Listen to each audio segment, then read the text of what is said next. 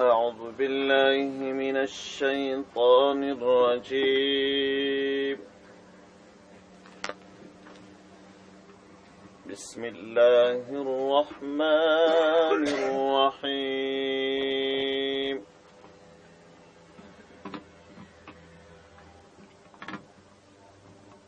وقالوا كونوا هودا أو نصارى تهتدوا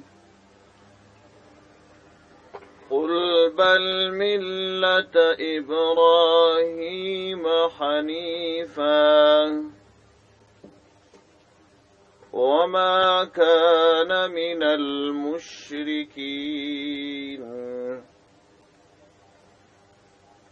صدق الله العلي العظيم.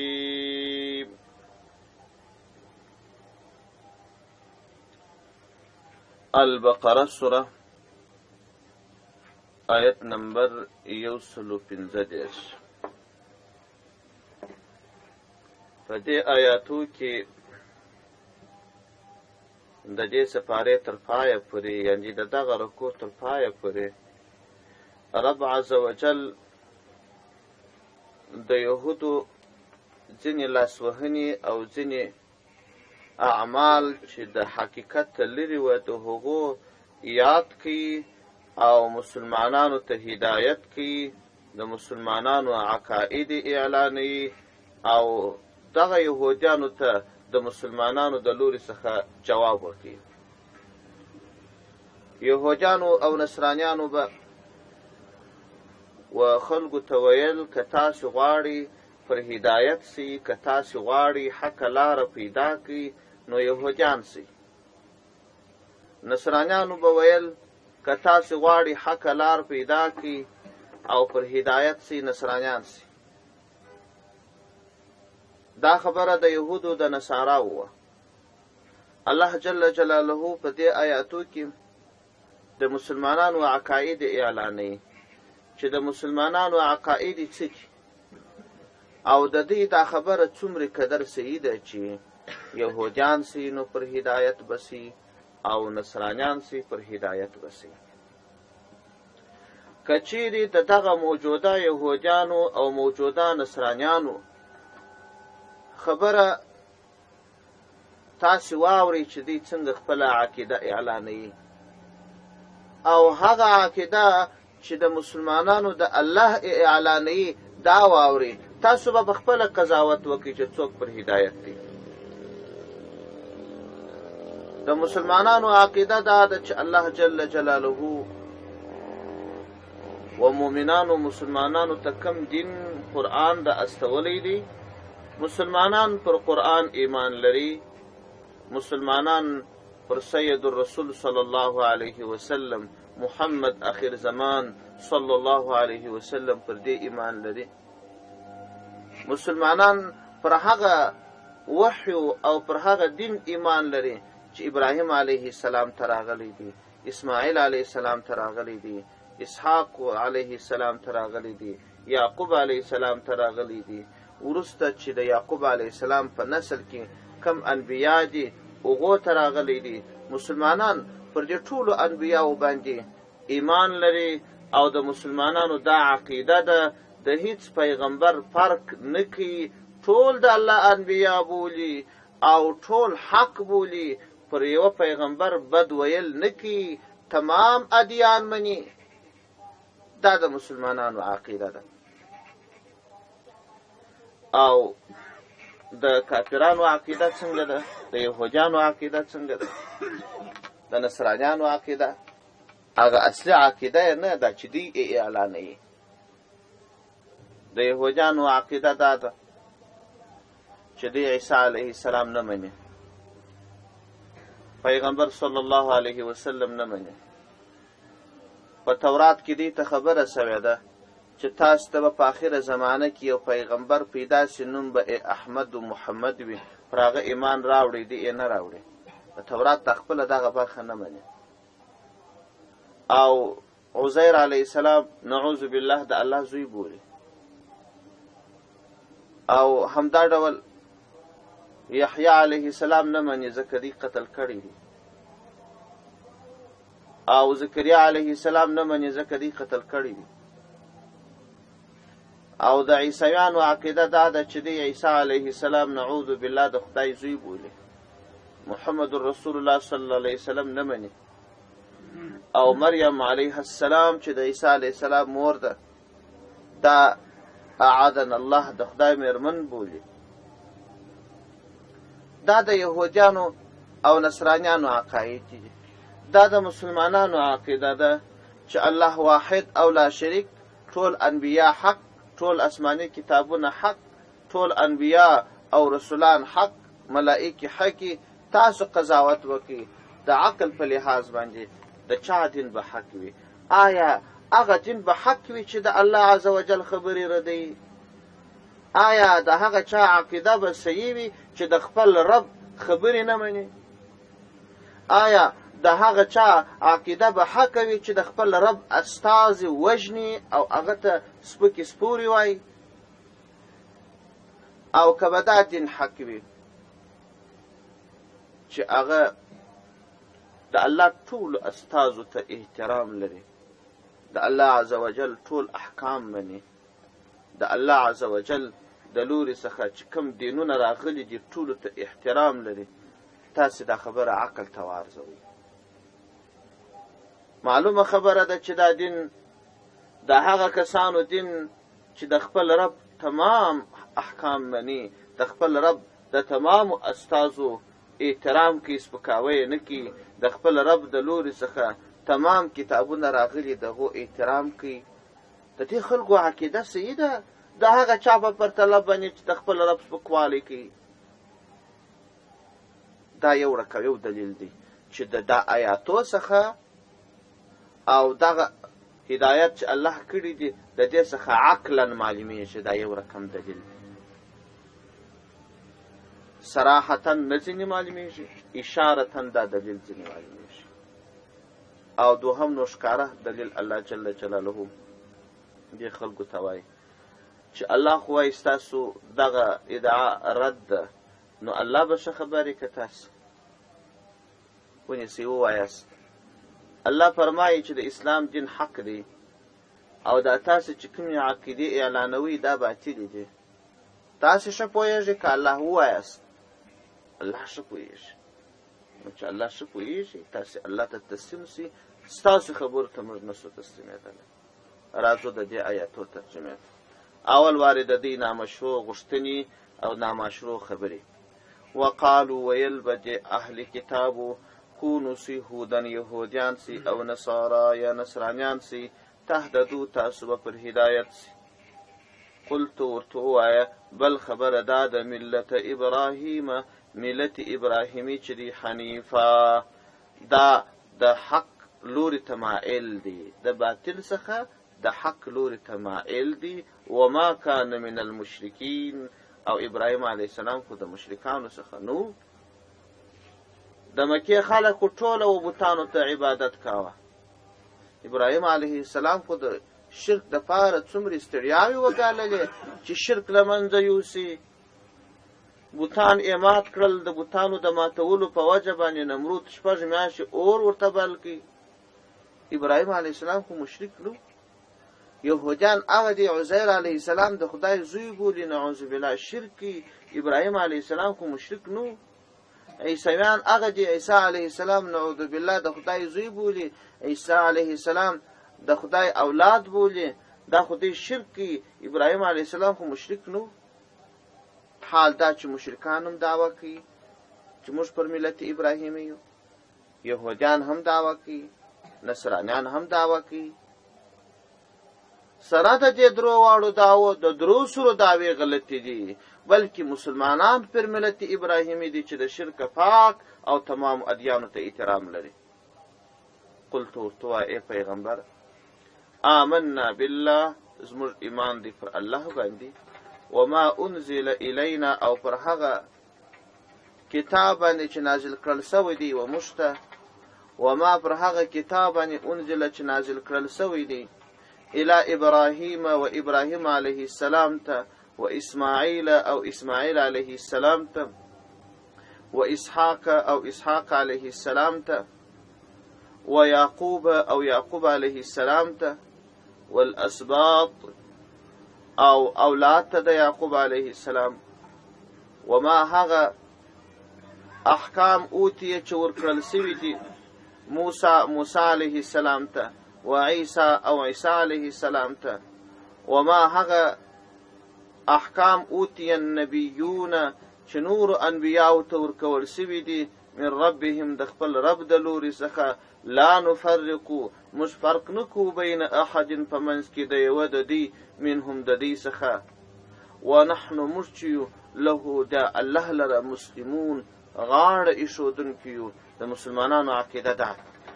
وام اورېدل چې مسلمانان څنګه عقیده لري؟ پر یو الله ایمان لري، شرک کتان نه کوي، او تمام کتابونه د الله، تمام استازي د الله، ټولو ته احترام لري، پر ټولو ایمان لري. دا د مسلمانانو عقیده ده. او ستاسو عقیده چې د الله انبیا وژني، د الله انبیا خدای ته شریکان جوړوي، شرک کوي. دا خپل کتاب چې تاسو ته راغلی دی دا نیم منی نیم منی. تاسو پر بعضې کتاب ایمان لري، پر بعضې کتاب باندې ایمان نه لري. تاسو خپله دا خبر عقل ته عرض کړي. اوس دلته څو جزئیه سته. یوه جزئیه دا ده چې آیا مسلمانان چې پر ملت ابراهیمی دي، نو د محمد رسول الله صلی الله علیه وسلم دین هم داسې دین و لکه د ابراهیم علیه السلام دین؟ هیڅ فرق یې نشته. د ابراهیم علیه السلام دین هم دا اسلام دین و، یا دا زموږ دین ابراهیمی دی چې موږ دا وایو چې موږ پر ملت ابراهیمی یو؟ خبره دا ده چې اصلا په شریعت مقدسه کې څه شریعتونه چې راغلي دي، که دا اوس وروستی شریعت دی، که تر دغه شریعت مخکې نور انبیا راغلي دي، په شریعت مقدسه کې درې ډوله شیان بیانېږي.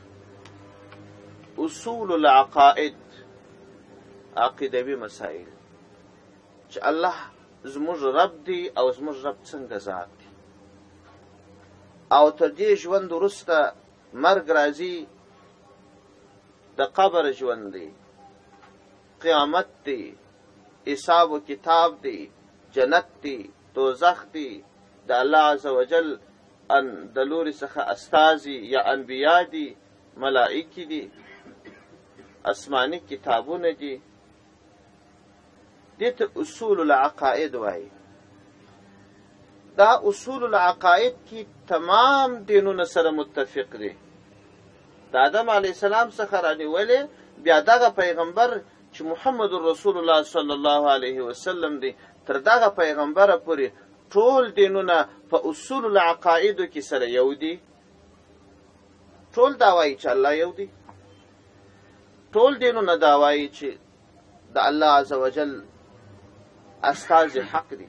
ټول دا وایي چې تر ژوند وروسته مرګ دی، تر مرګ وروسته قبر دی، په قبر کې سوال و جواب سته، د قیامت په ورځ باندې راپورته کېدل سته، هلته سوال و جواب سته، ترازو سته، او جنت سته، دوزخ سته، ملائکې سته. دا خبرې ټول دینونه کوي. په اصول العقایدو کې تمام ادیان یو ډول دي. هېڅوک دا نه وایي چې جنت نسته، هېڅوک دا عقیده نه لري چې دوزخ نسته. دا یو ډول شیان دي. او دوهم ډول شیان چې په دینونو کې بیانېږي هغه احکام دي چې طبعا و فطرتن د انسان سالم فطرت ښه بولي ځینې شیان، او د انسان سالم فطرت بد بولي ځینې شیان، لکه غلا، درواغ، غیبت، زنا، دوکه، قتل، بهتان. دا هغه شیان دي چې ټول شیان د انسان سالم فطرت بد بولي. هیڅ انسان دا نه وایي چې غلا ښه کار دی، هر څونه بې عقل هېڅ انسان دا نه وایي چې غیبت و بوتان و خدع و دوکه دا ښه کار دی، هېڅوک نه وایي. دا دوهم ډول شیان دي. یا رښتیا ویل، خپل رب ته سر کښته کول، عاجزي کول، صله رحمي کول، صدقه ورکول، مهربانه انسان جوړېدل، د خلکو سره کومک کوونکي جوړېدل، دا کوم صفات دي؟ دا هغه صفات دي چې هر سالم فطرت والا انسان یې ښه ګڼي. داسې شیان دا هم د تمامو ادیانو مشترک دي. هېڅ دین کې غلا نه ده روا سوې، په هېڅ دین کې صدقه ورکوونکي سړی بد نه دی ګڼل سوی. او دریم ډول فروعات دي. فروعات دا د ادیانو مختلف دي. لمونځ په تمامو ادیانو کې سته، اما څو رکعته او کم وختونه د فروعي حکم دی. جلات دی د اسلام د مبارک دین د لمانځه طریقه چې ده د سابق ادیانو څخه بیله ده. روژه په ټولو ادیانو کې سته، د اسلام مبارک دین کې چې کومه روژه ده د نور ادیانو څخه بیله ده. ځنو د زکات ورکړه ده، د حج ادا ده. په دا کیفیت کې او همدا ډول په کمیت کې د عباداتو د ځینو د زیات د ځینو د کم دا فرق شته. دلته چې الله جل جلاله د مسلمانانو ملت ابراهیمی بولی، دا ملت ابراهیمی او د مسلمانانو ورسره برابروالی، دا په دې معنا دی چې یهودیان هم د خپل دین اوښتي وه، د ابراهیم علیه السلام د عقیدو سره عقیده نه وه برابره. په اصول العقایدو کې دی جنجلا وه، ځکه په اصول العقایدو کې د ابراهیمی دین او په ابراهیمی دین کې شرک نه و. یهودیانو شرک کاوه او نصاراو شرک کاوه، د مکې اوسېدونکو شرک کاوه.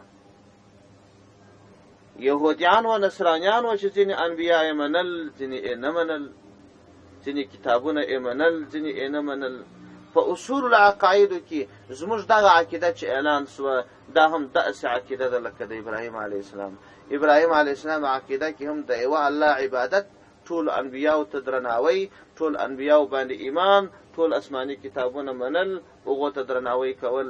په اصول العقایدو کې زموږ دین دا د ابراهیم علیه السلام د دین سره برابر و. یهودیانو چې د خپل یهودیت خراب کړی، دا موجوده یهودیت د ابراهیمي دین څخه جلا و. نصاراو چې د خپل دین کې لاسوهنه کړې وه، دغه خراب کړی و دا دین، دا موجوده نصرانیت د ابراهیمي دین څخه جلا و. مشرکانو چې دعوه کوله چې موږ ابراهیم علیه السلام زموږ نیکه دی،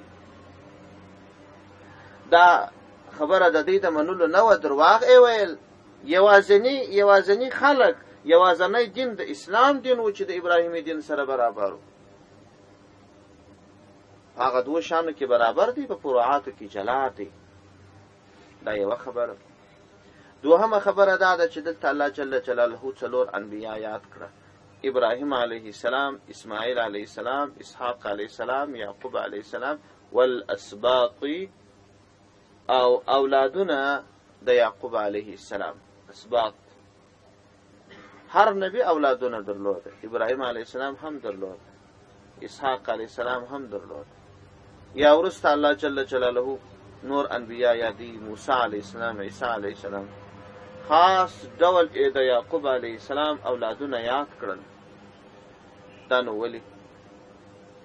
وایي دا په دې وجه باندې چې د یعقوب علیه السلام 12 زامن، 10 د یوې مېرمنې او 2 زامن د بلې مېرمنې چې یوسف علیه السلام او بنیامین وه. الله جل جلاله د دوی په اولادونو کې دومره برکت واچوي چې د یعقوب علیه السلام د هر بچی د نسل څخه یوه غټه قبیله جوړه سوه. 12 قومه وه. که تاسې د موسی علیه السلام واقعه په یاد بني اسرائیل قوم، دا 12 قومه وه. دا هر قوم دا د یعقوب علیه السلام د یوه زوی اولاده وه. او بل خبره دا چې الله جل جلاله د یعقوب علیه السلام په نسل کې د ټول انبیا مستثنا د لسو انبیاو څخه نور تمام انبیا الله عز وجل د یعقوب علیه السلام په اولاده کې پیدا کړي.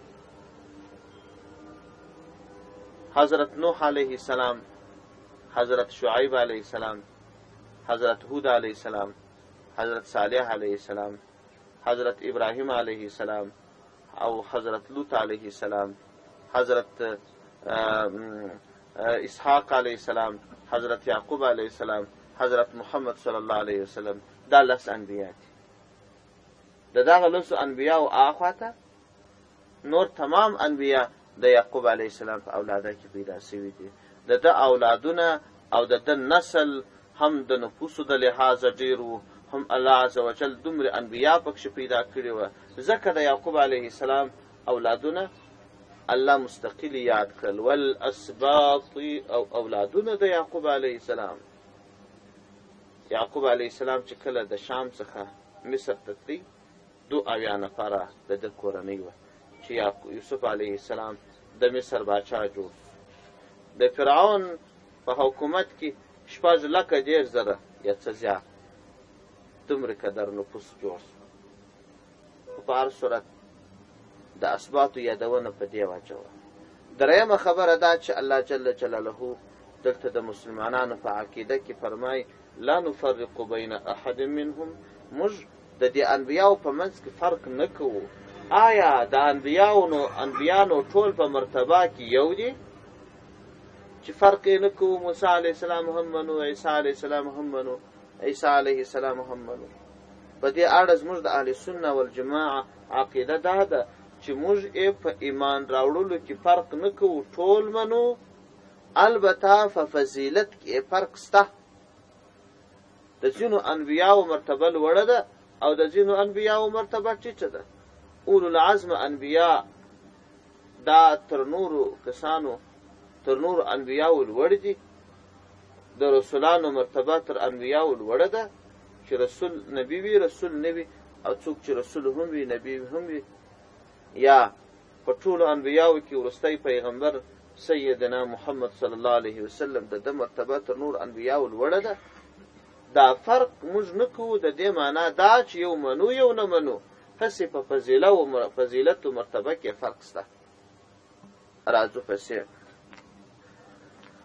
آیاتو ته الله جل جلاله د یهودیانو ته هدایت کوي، خطاب مسلمانانو ته کوي. وایي که چیرې دوی په خپله ګټه باندې پوه سي نو خبره دا ده فإن آمنو پس نو که چیرې دوی ایمان راوړي بمثل ما امنتم په مثال د هغه دین، په مثال د هغه ایمان، په مثال د هغه احکام آمنتم به چې تاسې پر هغه باندې ایمان راوړی دي فقد اهتدوا پس یقینا دوی به پر هدایت سي. ګورئ چې تاسې څنګه ایمان لرئ، د یهودیانو نصرانیان هم داسې ایمان ولري، د شرک خلاص، د ټولو انبیاو په اړه ښه عقیده، که داسې ایمان راوړي نو پر هدایت رسي. فإن تولوا پس نو که چیرې دوی وګرځي مخ واړئ فإنما نه ده بلکې دا خبره ده هم دوی فی شقاق سخته بدبختي کې دي. بیا به نو بدبختي وي د دوی. فسیکفیکهم الله او که چیرې دوی ستا مقابله کوي، ستا دین مني هم نه او مقابله دې هم کوي، نو دا خبره واوره فسیکفیکهم الله، فسیکفیکهم الله، الله عز وجل ستا کفایت کوي د دوی په مقابل کې. فسیکفیک پس ژر دی چې کفایت به ستا وکړي هم د دوی په مقابله کې. الله عز وجل به د دوی په وړاندې ستا کفایت وکړي، د دوی د شره به دې وژغوري. وهو د الله السمیع زیات اورېدونکی دی، العلیم زیات علم لرونکی دی. صبغة الله ومن احسن من الله صبغة ونحن له عابدون. د نصاراو یو رواج درلودی، هغه رواج داو چې کله به ماشوم پیدا سو په اومه ورځ باندې یو قسم ژړ رنګ و، په دې رنګ به ماشوم ووهئ او دا به ویل چې اوس د اصلي نصراني جوړ سو، اصلي عیسوي جوړ سو، رنګ یې پوخ سو. او یادا چې به یو کس د بل دین څخه د عیسویت دین ته راتلی، هم به د یو ډول ژړ رنګ ورباندې وپاشي، اوبو ته به یې واچوي ژړ رنګ، او بیا به په هغه اوبو غسل ورکړي. نو بیا به ویل چې اوس د اصلي نصراني جوړ سو. الله جل جلاله د دې خبرې رد کړي، وایي د الله رنګ، دا الله تر رنګ بهترین رنګ نسته، فقط عقیده صحیح که، دا د الله رنګ دی. دا مصنوعي ظاهري شیان چې حقیقت کې نورانیت نه، دا نتیجه نه لري. صبغة الله، رنګ د الله. ومن احسن، څوک به ډېر شي من الله تر الله صبغه ازروي رنګ. الله تر رنګ به د چا رنګ شي؟ الله رنګ د خپلو بندګانو دپاره دا دی چې صحیح عقیده ورته شي، او مؤمن مسلمان صحیح عقیده په ځان کې راولي چې دا صحیح او رښتینې عقیده ده او رښتینې صحیح رنګ دی. او نحن مرجو له، دی الله لره عابدون، عبادت کوونکي یو. اوس د دې دا خبره چې دوی به ویله چې تاسو یهودیان سي، نصرانیان سي، نو الله جل جلاله په ښکاره واضحو ټکو کې مؤمنانو ته فرمایي چې دوی تاسو یهودیت او نصرانیت ته بولي، نو دغه وتلي انبیا ابراهیم علیه السلام و اسماعیل علیه السلام و اسحاق علیه السلام دا یهودیان و که نصرانیان و؟ نه یهودیان و نه نصرانیان و. تاسو د ځانه وایاست، تاسو به ښه خبر یاست که الله ووایاست. قلت ورته وایه پیغمبره اتحاجوننا، آیا تاسو حجت زموږ سره کوئ فی الله، د الله په شان کې، وهو ربنا، او د الله زموږ رب دی، وربکم، رب ستاسو دی، ولنا زموږ دپاره اعمالنا، اعمال زموږ دی، ولکم ستاسو دپاره اعمالکم، عملونه ستاسو دی. او نحن مرجو له، دی الله لره مخلصون، اخلاص کوونکي یو، یعنی دا چې خالص دین، خالص عبادت د الله کو بدون ریا. ام تقولون، آیا تاسو وایاست ان ابراهیم و اسماعیل، یقینا چې ابراهیم علیه السلام، اسماعیل علیه السلام، اسحاق علیه السلام و یعقوب علیه السلام والاسباط اولادونه ده کانو وهودن، یهودیانو او نصارا یا نصرانیانو، داسې وایاست؟